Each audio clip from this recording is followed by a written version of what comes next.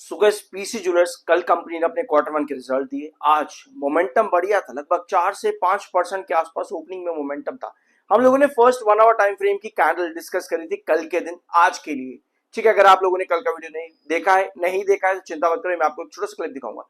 लेकिन ये वीडियो सिर्फ इतना नहीं रहने वाला कि भैया आज क्या हुआ, आज ऊपर जाकर के वापस से गिर गया। ये वीडियो आपकी शायद आंखें खोलेगा। बहुत सी चीजें इस वीडियो में हम डिस्कस करेंगे और बहुत से सवाल आप व्यूअर्स के जरूर होंगे। मैं बता देता हूं क्या क्या सवाल आप लोगों के हैं कि भैया होल्ड कर लो 20 रुपए हो जाएगा, भैया होल्ड कर लो 50 हो जाएगा, भैया बेच दो 0 हो जाएगा। ये भी आप लोगों ने सुना होगा। तो बहुत अलग अलग चीजें हैं। कंपनी डेट फ्री हो रही है, एक बार कंपनी डेट फ्री हो जाए देख लेना स्काई रॉकेट, बाय कर लो, मतलब ट्रक लोड करके बाय कर लो, इस तरह की चीजें बेच दो, खरीद लो, ये कर लो, वो कर लो। क्यों भाई, क्यों करो? पहले तो इस चीज का जवाब दो मुझको, क्यों करो? आखिर कंपनी ऐसा क्या कर पा रही है कि हम ये सब चीजें करें, और आखिर कंपनी ऐसा अभी नहीं कर पा रही कि हम इन सब चीजों के लिए इंतजार करें। ये एक बहुत थिन लाइन है और इस थिन लाइन को ही समझना, इसको एनालिसिस कहते हैं। शुरुआत करते हैं। इस वीडियो के माध्यम से हो सकता है आपको बहुत सी चीजें अलग लगे और बहुत सी चीजें आपत्तिजनक भी लग सकती हैं, और हो सकता है कि आपके दिल को ठेस भी पहुंचे। तो दिल को थाम के बैठना, अभी बकवास लग रहा होगा लेकिन चिंता मत करो, शुरू करते हैं। ऑलराइट, पीसी ज्वेलर्स आते हैं हम यहाँ पर। एक छोटा सा क्लिप क्या हम ले सकते हैं कल की वीडियो का? ठीक है, सभी चीजें देखो पॉजिटिव बताएगा, अभी तक आपको नेगेटिव्स भी सुनने की आदत होनी चाहिए। ठीक है, काफी लोग ये कहेंगे कि भाई पॉजिटिव रिजल्ट है। अगर मैं पॉजिटिव साइड देख रहा हूं तो पॉजिटिव रिजल्ट है, लेकिन अगर कुछ नेगेटिव साइड भी यहाँ पर है तो वो भी मानना और जानना जरूरी है। तो दोनों सेगमेंट में जो रिक्वायर्ड ग्रोथ था वो इस बार कम आया है। सबसे बेस्ट पार्ट है, ऑलराइट, सबसे बेस्ट पार्ट है, आगे मैं बोलने वाला था ओपीएम परसेंटेज, लेकिन दोनों सेगमेंट में जो रिक्वायर्ड ग्रोथ है वो कम आया है। ये भी आपने सुना ना यहाँ पे। अब रिक्वायर्ड ग्रोथ क्या होता है, इसको कैलकुलेट कैसे करते हैं? मेरे पास एक और सवाल है, एक व्यूअर का, या आप में से एक व्यूअर का एक सवाल है ये, भाई मैं इस कंपनी को पिछले 2 साल से देख रहा हूँ, रिटेलर को फंसा रही है ये कंपनी। एक चीज यहाँ पर समझना, अभी हम पहले ब्लैक स्क्रीन पर आते हैं, सब चीजें हम यहाँ पर डिस्कस करेंगे एक एक करके। ये वीडियो थोड़ा लंबा होगा, लेकिन यार देखो, मेरा मानना ये है कि इन्वेस्टमेंट सिर्फ 2 मिनट का डिसीजन नहीं होता। हाँ, डिसीजन ये 1 सेकंड का भी नहीं है कि भैया खरीद लिया हो गया काम खत्म, बेच लिया हो गया काम खत्म। ये एक प्रॉपर इवैल्यूएशन होता है मार्केट में इन्वेस्ट करना, किस स्टॉक में इन्वेस्ट करना है, किस में डाइवेस्ट करना है, ये प्रॉपर इवैल्यूएशन होता है। अब इसी इवैल्यूएशन को हम यहाँ पर समझते हैं। पहला सवाल वो ये कि भाई मैं इस कंपनी को 2 साल से देख रहा हूँ, ये रिटेलर को फंसा रही है।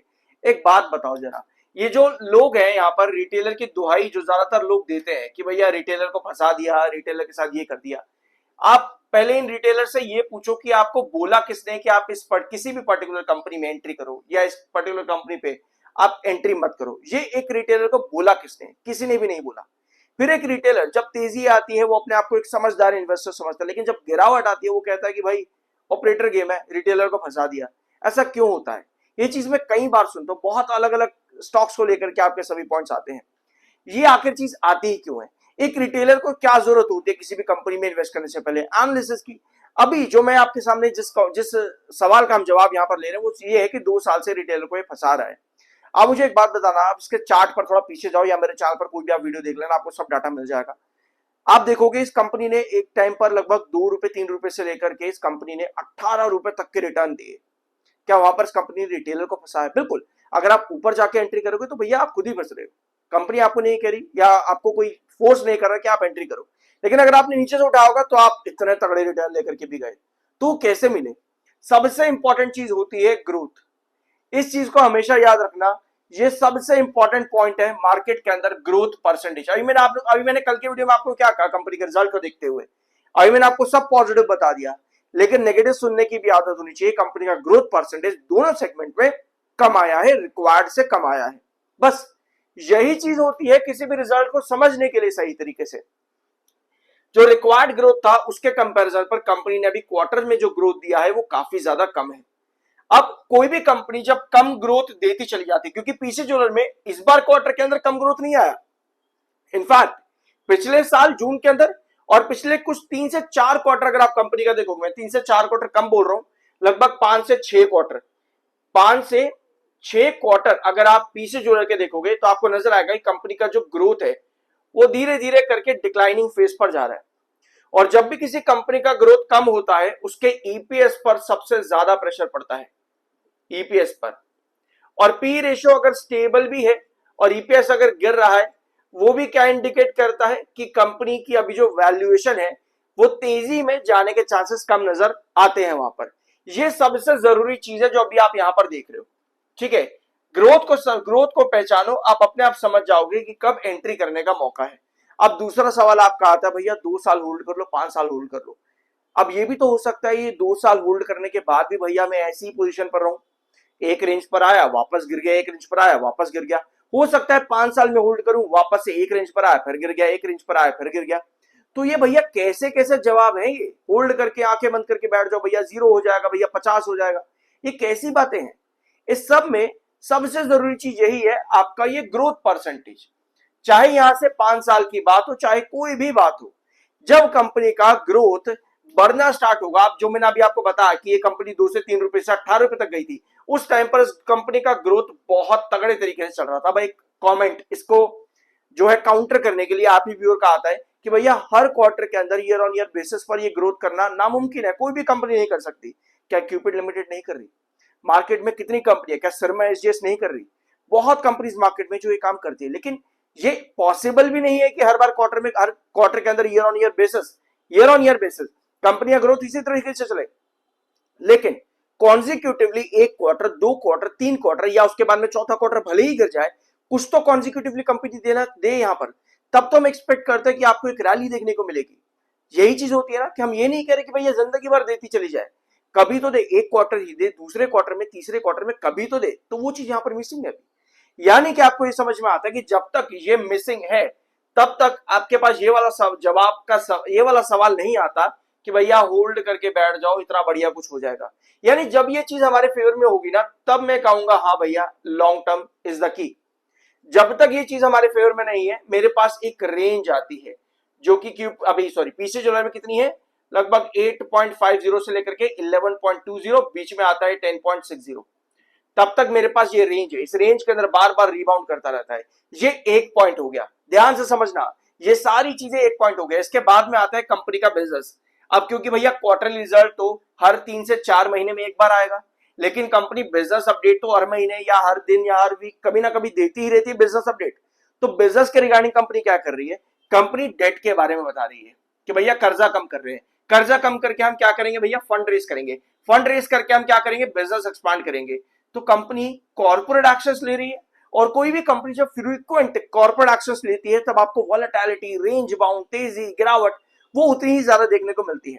मतलब कंपनी को पहले जो करना है, जो अचीव कंपनी को करना है, एक बार पहले उसको होने देते हैं यहाँ पे, तब देखेंगे क्या पॉसिबिलिटीज बनती है।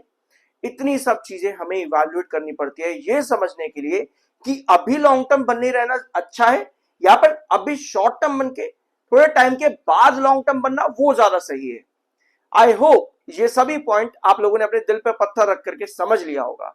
मैं इसलिए बोल रहा हूं ऐसा दिल पे पत्थर रख के, क्योंकि लोगों को आदत क्या है कि यहां से भाई मुझे ये बता कि 100 हो जाएगा क्या, अच्छा कब हो जाएगा, अच्छा दिवाली तक कितना हो जाएगा, क्यों भाई दिवाली से पहले क्या क्या ऐसा हो जाएगा कि दिवाली तक कितना हो जाएगा।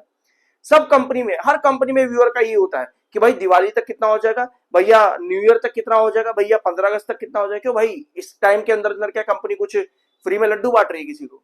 ऐसा नहीं है ना। कंपनी का बिजनेस जो है वही आपको नंबर्स में रिफ्लेक्ट होगा, वही चार्ट पर रिफ्लेक्ट होगा।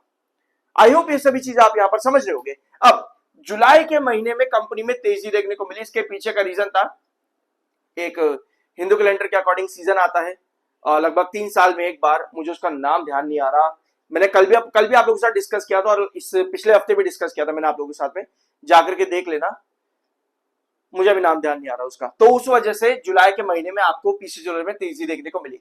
कोई भी बड़ा ब्रेकआउट पीसी ज्वेलर में अभी भी नोट करके चलो कि 11.20, जब तक ये प्राइस क्रॉस नहीं कर रहा हम किसी बड़े ब्रेकआउट यानी कि लगभग 11.80 या फिर 12 प्लस, थोड़ा मुश्किल है यहाँ पर, जब तक 11.20 यहाँ पर क्रॉस नहीं कर रहा। तो अभी इतनी सब चीजों को हमें इवैल्यूएट करना जरूरी है। अगर स्टिल आप कुछ नहीं करना चाहते, एनालिसिस भैया बेकार चीजें, सब ऑपरेटर गेम चलता है आपके दिमाग में, अगर ऐसी बात है तो एक छोटी सी रिक्वेस्ट मेरी आप लोगों के लिए एक छोटी सी रिक्वेस्ट है, वो पता है क्या है कि अगर स्टिल आप किसी कंपनी में लॉन्ग टर्म के लिए जाना चाहते हो, पहले उसका एक बार फाइनेंशियल फंडामेंटल देख लो कि एटलीस्ट कंपनी स्टेबल तो है ना, पहले ये चीज एक बार देख लो बस। भले ही कंपनी डाउन ट्रेंड में फिलहाल के लिए चल रही है, आपको उम्मीद है कि कभी कभी कंपनी बढ़ेगी, पहले बस एक बार ये देख लो कंपनी फाइनेंशियली फंडामेंटली स्टेबल है कि नहीं। कहीं ऐसा तो नहीं कल को कंपनी बंद हो जाए। कंपनी का बिजनेस तो ऐसा ना कि स्टेबल रहेगा तो बिजनेस कंपनी कम से कम ये पता होना चाहिए। और फिर आप चाहो तो लॉन्ग टर्म के लिए जा सकते हो, ये सोच करके भैया कभी तो बढ़ ही जाएगा, कभी तो बढ़ ही जाएगा, फिर जा सकते हो। लेकिन उसमें भी ये कैच है कि आप एसआईपी की तरह काम करो तो वो आपके फेवर में चीजें ज्यादा अच्छी जाती हैं। आई होप ये पॉइंट भी आपको समझ में आ गया होगा। अब हम आते हैं आपके रिक्वेस्ट करने आपसे कि एक सब्सक्राइब कर देना, क्योंकि इतना कुछ समझाना लोग इसके बहुत पैसे ले लेते हैं, बट आई बिलीव कि आप लोगों को बहुत अच्छे से यहां पर समझा दिया। I am NISM certified. अब आते हैं आपके और पॉइंट्स के ऊपर, ठीक है। आई बिलीव कि ज्यादातर चीजें हम लोगों ने यहां पर डिस्कस कर ही ली है, मेजॉरिटी में कुछ इंपॉर्टेंट अब यहां पे बचा नहीं है।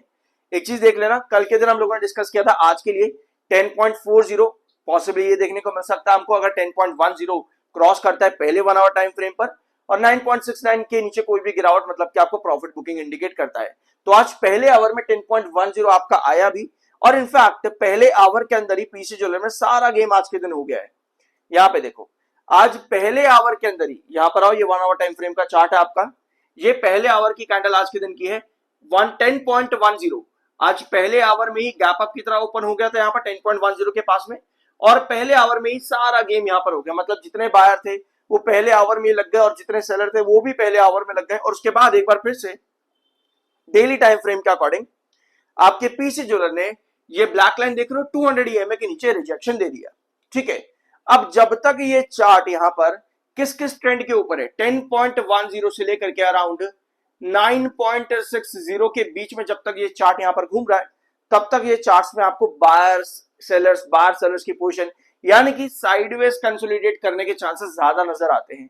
11.20 आपका सबसे क्रूशियल रिजेक्शन, और मिड रिजेक्शन लगभग 10.60 के पास बनता है पीसी ज्वेलर का। ऑलराइट, तो पॉसिबली यहां पर अभी यही नजर आ रही कहीं ना कहीं ये 10.10 से लेकर के 9.60 के बीच में साइडवेज कंसोलिडेट करने की कोशिश करेगा। कोई भी वापस से स्टेबिलिटी और हैंगिंग बेस जिसको हम कहते हैं 10.10 पर अगर बनता है तो हम यहां पर एक्सपेक्ट कर सकते हैं 10.60 वापस से। सो इस वीडियो को यही एंड करते हैं। कुछ नया जानने को मिला हो सब्सक्राइब जरूर करना, मिलता अगले वीडियो में।